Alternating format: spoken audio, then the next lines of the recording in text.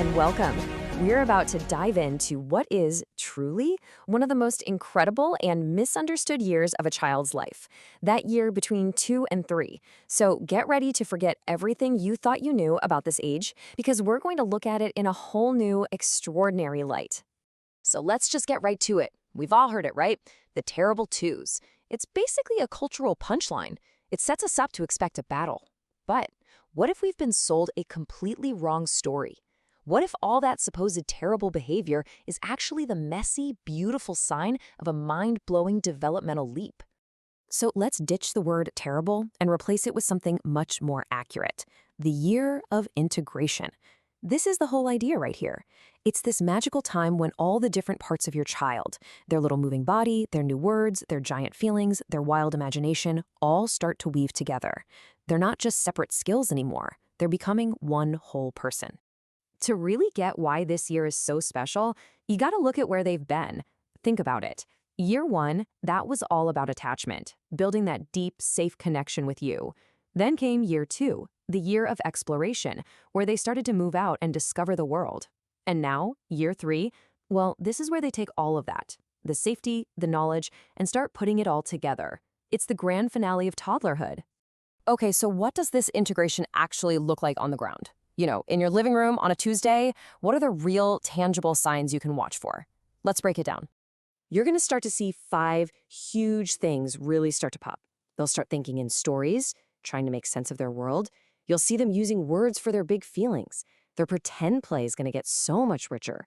They'll start getting really curious about other kids. And, of course, that powerful drive to do everything by myself. These aren't just random phases. This is integration in action. Just listen to this sentence for a second. I fell because the dog bumped me. Wow. A year ago, they would have just fallen and cried. But now they're building a story. They're connecting cause and effect. This is a massive leap. It's the very beginning of them being the narrator of their own life. It's huge. And then there's the magic of pretend play. All of a sudden, a block isn't just a block. It's a phone. A spoon isn't just a spoon. It's a rocket ship. This is so much more than just a cute game. It's a sign of symbolic thought, the idea that one thing can stand for another. And that, my friends, is the foundation for pretty much all future learning, from reading to math. This is serious, important work they're doing. All right, so we can spot it. We know what to look for. Now, what do we do about it? What is our role in all of this? How can we be the best possible support system for this incredible growth spurt without, getting in the way? Here is your toolkit. 7 really powerful ways to help. It all starts with just following their lead in play. From there, you can gently add new things to their world. One of the biggest things is to resist the urge to teach when they're playing. And for those tough moments, we're going to talk about redirection, simple boundaries, nurturing their sense of wonder, and finding the unique balance that works for your kid. Let's really drill down on this don't teach during play idea, because it's a game changer. Their playtime is secret. It's their laboratory.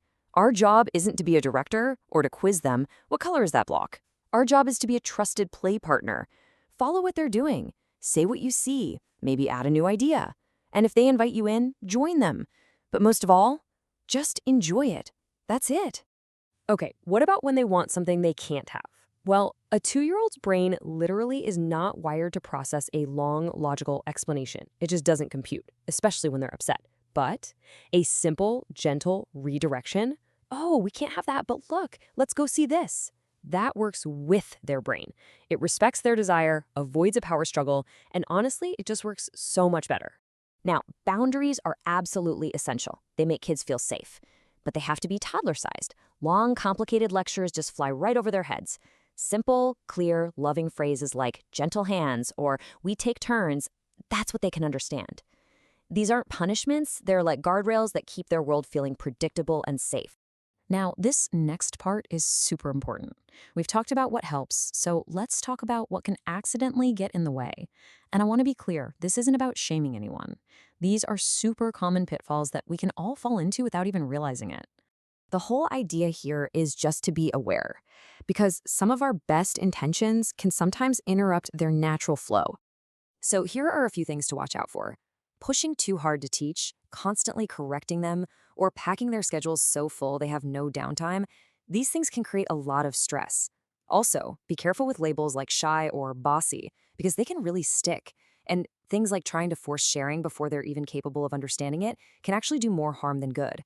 Our goal is to protect their time and space to just be. So let's zoom out and bring it all home. When we stop seeing this year as terrible and start seeing it as this incredible year of integration, how does that change how we approach everything? It really boils down to a few key things. First, just slow down. Trust the process. Your child is on their own unique timeline.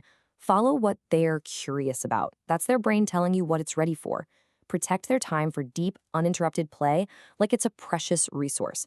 And maybe most importantly, celebrate their effort, not just the result. That's how we build real, unshakable confidence. Please let this one really sink in. There is no rush. There is no race. There is only growth. It is so easy to get caught up in comparing and worrying. But their development isn't a competition. It's an unfolding. Our job is just to be the patient, loving gardener. And really, that's what this is all about. This isn't about us shaping a child into something we've decided they should be. It's about supporting this unique, amazing soul as they figure out how to be themselves in the world. And honestly, what a privilege that is. Thanks so much for joining me.